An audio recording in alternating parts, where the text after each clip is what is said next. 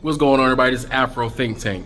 Black man says not one of those generals respect Pete Hagstaff and had any respect for anything that he had to say. If you guys have not been paying attention, the generals have been saying in the best way they can, because they are still subjected to the military, its laws, and they're not allowed to say certain things directly because of the nature of our military and how it's set up. But through their proxies and through retired military personnel, they are reassuring America that the generals will not disregard their oath and they will not violate their oath in order to satisfy a misogynist, weak man like Pete Hagstaff and the President of the United States, the white administration, this neo-Nazi in the White House. Our military, whether they personally are progressive, conservative, they are warriors. And you must understand, those who have never been warriors need to understand that as warriors, we fight to give the right for people in America to have their opinions and be able to operate the way their lives want to work, with their opinions and their political views under the safety of the apolitical military. You must understand, warriors take their apolitical military warrior status very seriously. And despite what they personally believe, their professionalism supersedes their political thought processes. I myself am a progressive. I remember being a Marine under Bush. A lot of people had a lot of things to say about Bush. But as a Marine, I had nothing to say about Bush. I knew that I had to do what I had to do in order to make sure that the American citizens had the right to say what they want to say about Bush. Or people can defend Bush. That's what I did. As warriors, we are a different class of citizen, a different class of human being. You see, as warriors, we settle our differences through direct action. So we understand the consequences of direct action.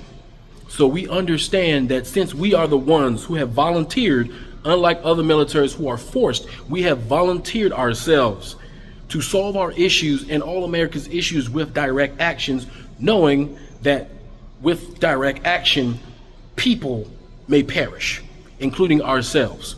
So with that being said, we are not going to sully the United States military or the warrior class to become political and choose sides in this situation, and we will not allow an authoritarian civilian government to give unlawful orders just for us to be their pawns for their political schemes. We will not do that. Those generals will not do that. These are the best leaders America has. They don't get paid enough. Yeah, they're generals. They get paid better than the enlisted personnel.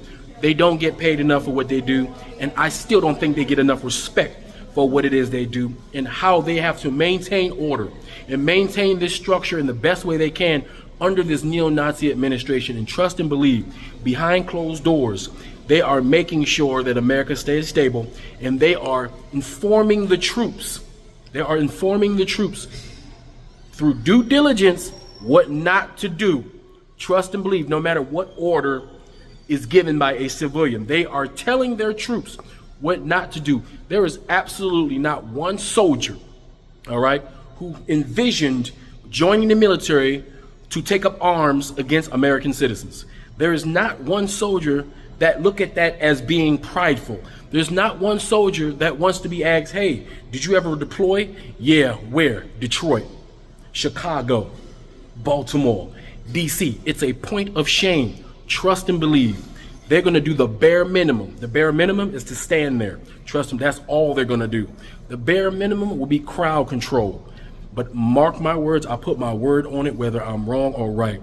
Not one soldier will fire their weapon. No enlisted soldier will fire their weapon on a civilian. I can't speak for those reservists, because reservists got 1 foot out the door and 1 foot in. They're not really fully all the way in the military. But I'm hoping that they have enough pride and enough couth and professionalism to emulate their enlisted brothers and sisters and not step out of line and do something that will disrespect the military, disrespect America, and make them go against their oath. Anyway, tell me what you think in the comment section. Just Afro Think Tank, learn something, teach something. I'm out. You out your fucking mind if you think that anybody in that crowd that Pete Hegseth gave that speech to and Trump sat there and talked to had any respect for the motherfuckers that they had on their stage. It's the reason why you really didn't see nobody paying into the crowd. I wonder why. Hell, Trump himself, he was like, you guys can applaud and clap. Now, nobody did anything. I wonder why. No, back when the election cycle was happening, and I kept saying, the president's job isn't to control grocery prices or, help your grandma keep her fucking farm. The president's main job is to control and command the world's strongest military fucking might and keep our relations across the geopolitical scale intact. That's the president's fucking job. Commander-in-chief. Okay, and so when you look at said potential candidate for commander-in-chief to control the world's strongest military might, you have to look at them and say, do I trust this person to not only command, but appoint proper personnel and effective personnel in key positions that will, that will go out and enact his will and duty, to support what he sees fit. That is what I kept pushing, and people looked at me like I was fucking stupid.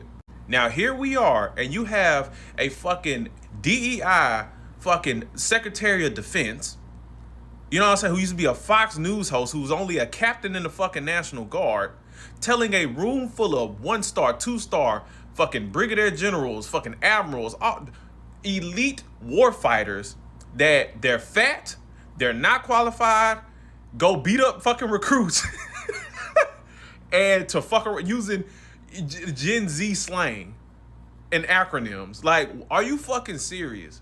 And then reports are coming out that top military officials behind the scenes have worries and concerns about the war plans and America's positions on the global front and the repositioning that they want to do as far as focusing on the home front.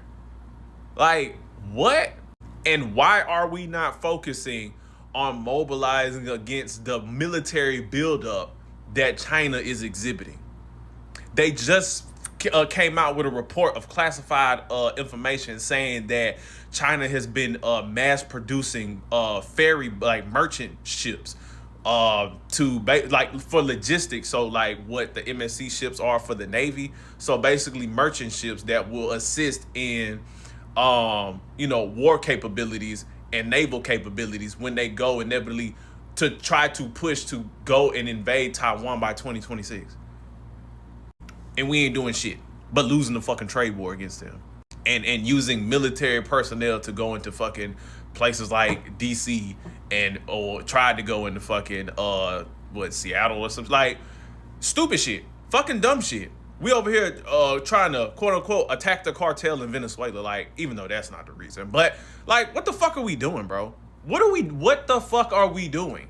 He wants us to pull away from our European allies. Meanwhile, Russia's over there trying every last one of them. Denmark, fucking Poland. They sending drones all up in their fucking airspace trying to see their reaction times and what they gonna actually fucking do. Been trying them for the past 2-3 weeks. So at some point, even the dumbass motherfuckers that voted for him had to look and be like, what the fuck are we doing? This is the America y'all so proud of? This?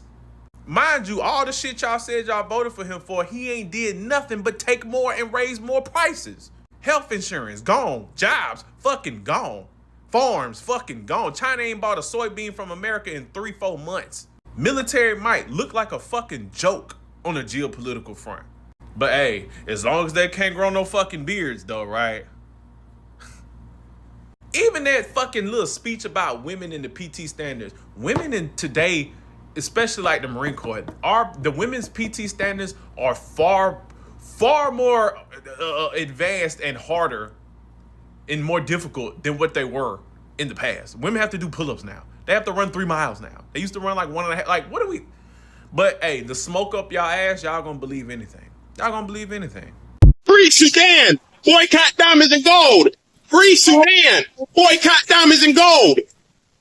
We most definitely cannot forget about the people of Sudan.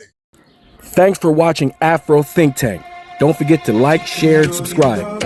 And follow me on Substack and Patreon for more content. Remember, it's Pan-Africanism or nothing.